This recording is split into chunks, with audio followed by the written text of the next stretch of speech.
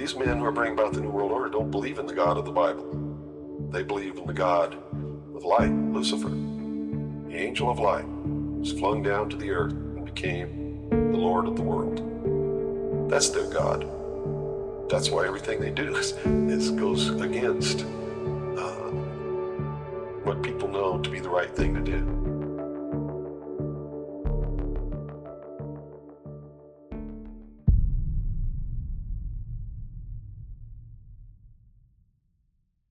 In the beginning was the Word, and the Word was secrecy.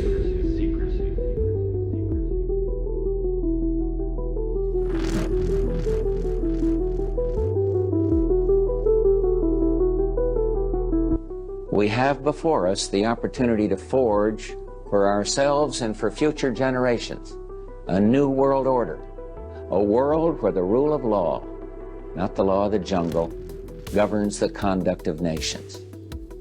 When we are successful, and we will be, we have a real chance at this new world order. They also created the Great Seal of the United States. And that Great Seal of the United States has on it Novus Order Seclorum, a new order for the centuries, for the ages, forever. We are now facing a common challenge.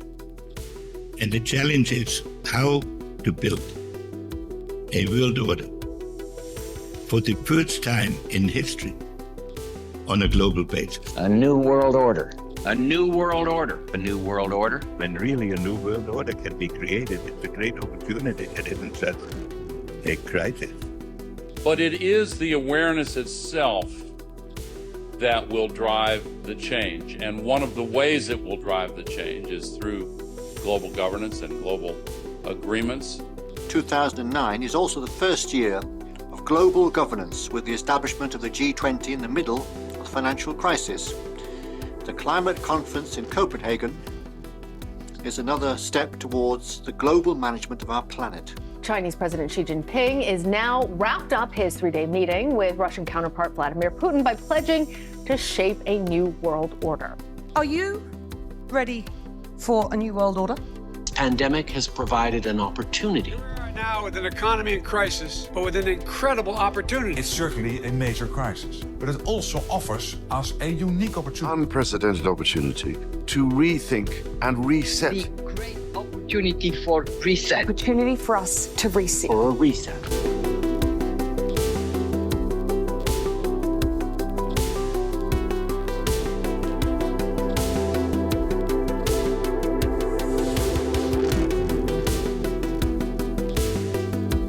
This revolution is characterized by the fight of robots against human beings.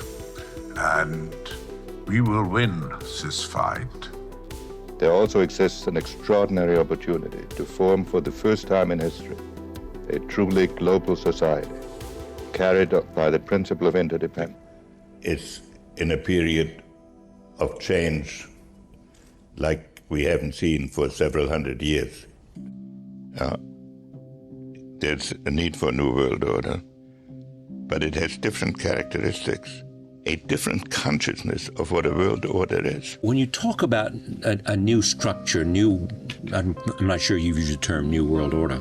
I mean, what is it? Is it simply a world order that's defined by new interest? You start by converting the whole world to our political philosophy. The United States is in a key position to shape this so that the problem of the Bush presidency will be the emergence of a new international order. Clearly, these people have conspired to achieve their vision of our future. But the more important question is, what do they know about our past?